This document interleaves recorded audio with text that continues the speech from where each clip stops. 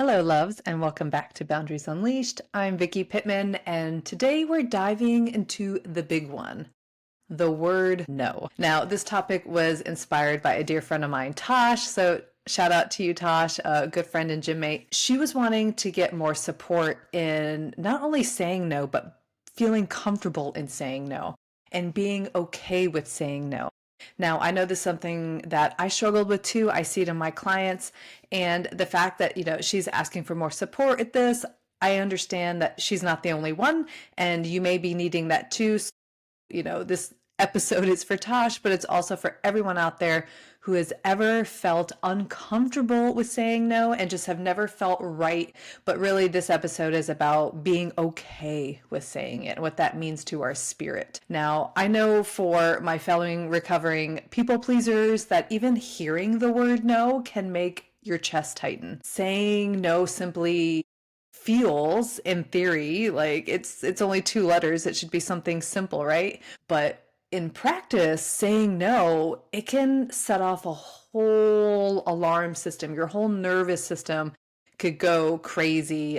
You could spiral in anxious thoughts, leaving us second guessing ourselves for days. So it's a small, short word, but it can have big impact on us, not only physically, emotionally, but mentally as well. And so here's the thing. If all this is happening, if your body's having sensations, if your mind's having thoughts, it doesn't mean that you're doing it wrong. It doesn't mean that saying no is wrong in the moment, okay? It just means that your body and your mind and your spirit's not quite comfortable with it yet. So we're going to really unpack what all this means today. We're going to be unpacking why saying no, what it really feels like in your body. We're going to be unpacking what your mind will immediately tell you so you can expect it and not go into this weird spiral or downward spiral. We're going to be unpacking signs that you're actually becoming more comfortable with saying no. So that'll be wonderful. And if you're not quite there yet, I'm going to give you 3 coping strategies that are going to help you along the journey if you're not quite there yet.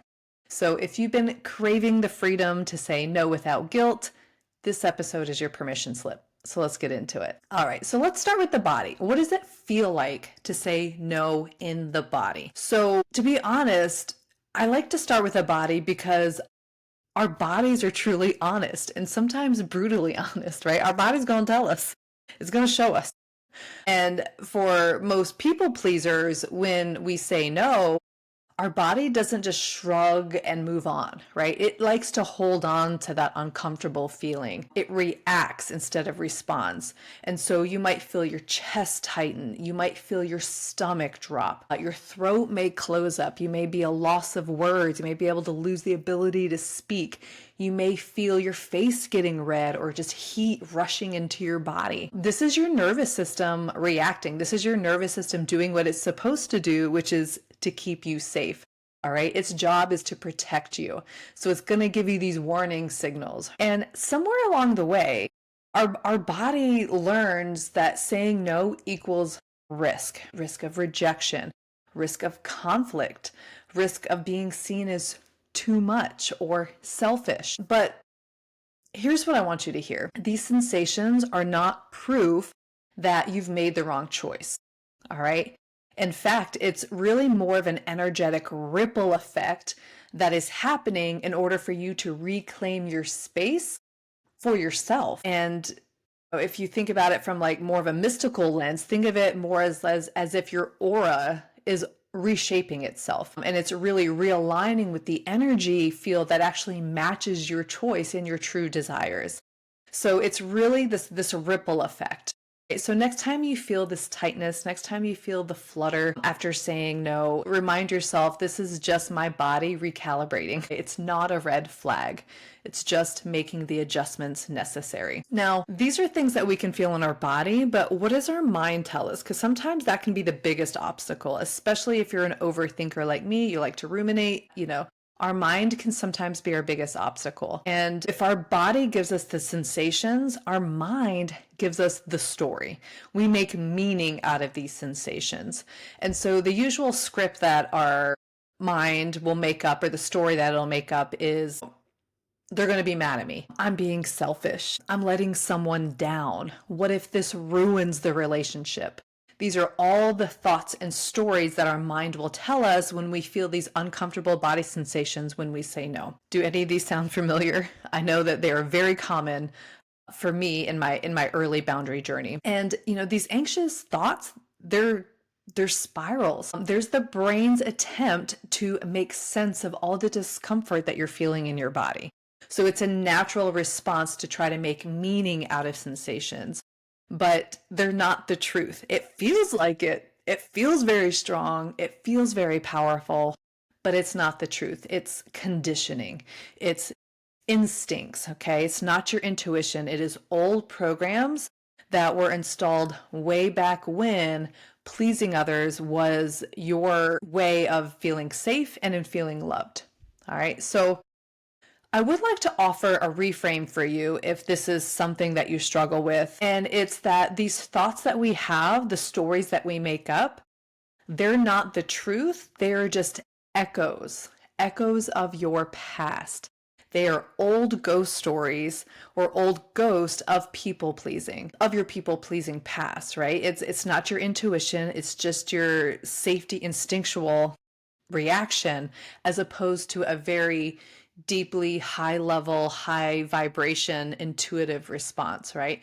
So these spiraling thoughts, these unhelpful stories, they're really just ghosts and echoes of your past conditioning. They are not your intuition. And it's not divine guidance. It's just noise. It's just head noise. And so when we can see them in that way, it's actually easier not to hook onto them. It's easier to shake them off. It's easier to write them off. We don't make it, we don't make this thought the truth. It's easy to just let it go. Notice that it's happening. Notice, hey, that's interesting. And then just say, yep, I hear you. That's the old script again. You're not going to fool me. It's cute, but not today. So that reframe can be really, really helpful. I know it changed the game for me. So definitely utilize that if it's landing for you, if it makes sense for you. And when I started incorporating that mindset into my everyday practice, my life, it felt so much easier to get through my day. I wasn't holding on to things as long. I was able to be much more present because when we're stuck in the ghost of the past, we're literally living in the past and just reliving uncomfortableness. So by reframing it into that noise is just ghost, it's just echoes, then it's really a lot easier to stay in the present. Now, we've talked about the body, we've talked about the mind. How do we know if we've transitioned from not being okay saying no to being more comfortable in saying no? So what are some signs that you're actually getting more comfortable with the idea and with the action and believing of your no's? And this is the part that gets fun because over time, it really does get easier. I know it's hard to think about that, especially when you're in the thick of it, or especially when things are very intense and they feel very loud, but it does get easier over time. So how do we know we're on the right track? Well, first, you're going to still feel the sensations in your body. So those won't go away. Your face may still turn red. Your chest may tighten. Your throat may kind of close. You're going to feel those things, but you're not going to panic about it. That's the difference, right? That's how you know things are getting easier. You're becoming more comfortable. When it comes to your thoughts, again, you're going to notice them. You're going to notice that it's an anxious thought or anxious thought rather, but you're not going to follow it down the rabbit hole. You're not going to chase it down deeper and deeper and spiral further down. You're going to recognize it at the beginning and then course correct from there. You're going to let it go. All right. You're also going to recover faster. All of these sensations, all of these thoughts, they're just not going to last as long. You're not going to ruminate quite as long. So where you might find that you may be overthinking or feeling these things in your body for like a day or two or even a week, now it's only going to last an hour. And then it's going to be like, what was that feeling? What was that? Oh, that's old news. That was yesterday. All right, so you're going to feel that duration of that uncomfortableness get shorter and shorter and shorter until it's not even there at all. So it's really going to really shorten that timeline of that uncomfortable feeling. And sometimes, and this is where it's just amazing if this happens, and I know it will for you, is that you're even going to feel a little relief and a sense of empowerment sneaking in as you're saying no, even when you're feeling the discomfort. So it's almost like you're having two powerful feelings at the same time. You're still going to feel the knot in your stomach. Still going to hear the like unhelpful thought in your head, but also alongside it, immediately you're going to be like, wow, I just said that. That's right. I just said that and I meant it. Right? There's going to be this sense of empowerment. So it's not to say that you're not going to feel all the discomforting things and thoughts. You're also going to be feeling just the empowerment of it all. And so that is a sign that you're getting a lot more comfortable with saying no. And all of this is progress, right? Your nervous system rewiring, it takes time, but it also knows that it can be safe. And this rewiring of it, that's what it needs to feel in order to feel safe. All right. And let me tell you, the first time you feel the relief of all of this, the first time you're like, wow, I can feel empowered and relief at the same time, or even in replace of all those discomfort feelings, you're going to think to yourself, wow, I can protect my energy and the world didn't end. It is such a empowering feeling and it's very addictive. And so if you get to that point, you're just going to want to feel it again and again and again. And that's only just going to serve you long term, right? It's going to keep you in that alignment. It's going to keep you saying those empowered no's and those empowered yeses. So what a beautiful thing. Now, what if you're thinking to yourself, Vicky, well, that's all been great, but I'm not there yet, right? We all are on our different steps of our journey. And maybe that's the goal. Maybe we want to get to that relief stage. We want to get to that empowerment stage. We want to feel that the lesson of time of discomfort. I've got 3 coping strategies for you if you are just still in the muck, if you're still trying to figure it out, if your body's still screaming, if your brain is still spiraling. I've got 3 coping strategies to help you out in the meantime. All right. And so the first one being my favorite and probably the most instant feeling, and that is body regulation. Anytime you can get into your body first, that is going to be the fastest way to regulate yourself. By doing this, really what we're telling our body and our mind is that we are safe, and it gives us a sense of calm and relief. So this looks like taking slow breaths to release maybe the tightness in your chest or even your throat. It's about planting your feet on the ground and really just rooting and grounding. It can look like, holding a crystal. It can look like, giving yourself a hug, holding your chest, whatever you need to do, or even taking a big stretch, right? All of these physical things that you can do to self-regulate, it just sends signals to your nervous system that we're okay, we're safe. So that is the first thing that I would offer to you as a coping strategy as you're working your way to this more comfortable no. The second way I would suggest, so we went to the body first, now let's go to the mind. And that is to create a mantra or a mindset flip that you can do instantly as soon as you start to feel the thoughts or think the thoughts or feel the feelings. And the reason why this is so important is because words are magic. They are spells. So if we have those negative thoughts, if we have the negative mindset, it becomes our belief system, but we can rewire that with new beliefs. And so just having a phrase ready to go when the spiral starts is super helpful. And that can sound like my no makes space for my yes. It can sound like a kind no protects my energy. I don't need to over explain. My no is enough. These are all ways that we can instantly stop the spiraling and just root into a more helpful thought here.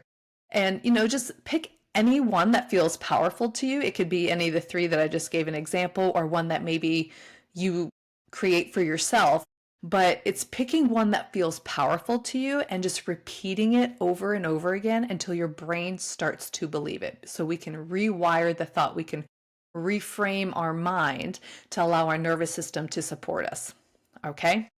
Now, the third and final coping strategy that I want to offer you guys is really all about gentle aftercare. So self-care on the 7th level here. It's about having a plan to support yourself during the muck, during the uncomfortable feelings, through the physical recovery of dealing with saying no, to the mental spiraling, right? So it's this aftercare. It's like having a go bag that you can instantly open and what's my survival kit look like? So it can, it can look like a stretch session. It can look like a workout. It can just, it can look like a journaling session. It can look like pulling out a tarot card to give you some reassurance. It can look like having a phone call with a trusted friend who gets it and can remind you that you're not selfish, can remind you that you're a sovereign woman. All right. So think about this as like soul aftercare, right? And saying no really kind of stretches your boundary muscles. So it's this gentle aftercare. It's how can you support yourself through that uncomfortable feeling. It's truly going to support you, and it is going to look different for everybody, and it can adapt over time depending on the severity of the no. So let's recap all of this. Saying no is going to stir up a lot of sensations in our bodies. That is completely normal. So just know that that's normal. Your mind is going to feed you some old anxious scripts. That's our conditioning, right? That's our people-pleasing background. But with practice, you'll notice signs of progress. You're going to notice less panic. You're going to notice quicker recovery. You're going to notice even the sense of relief and empowerment, right?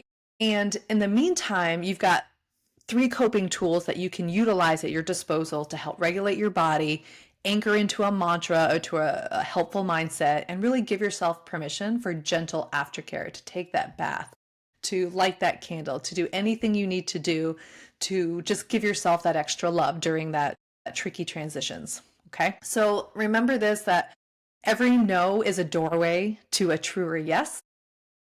This discomfort isn't a stop sign. It's just you're shedding an old skin, right? It's you adapting in real time. And if this episode really resonated with you, I want to even give you even more support. So last week I talked about a PDF guide that I created. It's called Your No Made Simple. So if you're looking for some more scripts on how to actually say no, depending if it's family, work, or personal, I've got that for you. I'll put that in the show notes. You can grab it if it resonates for you. It's free, easy day, easy decision. So grab that today. And if you know a friend who is maybe struggling with saying no, share this episode with her. Imagine how much lighter she's going to feel having all of this information at her disposal, and just us giving each other permission slips to stop people pleasing. What a wonderful gift you can give her. So share it if it resonates.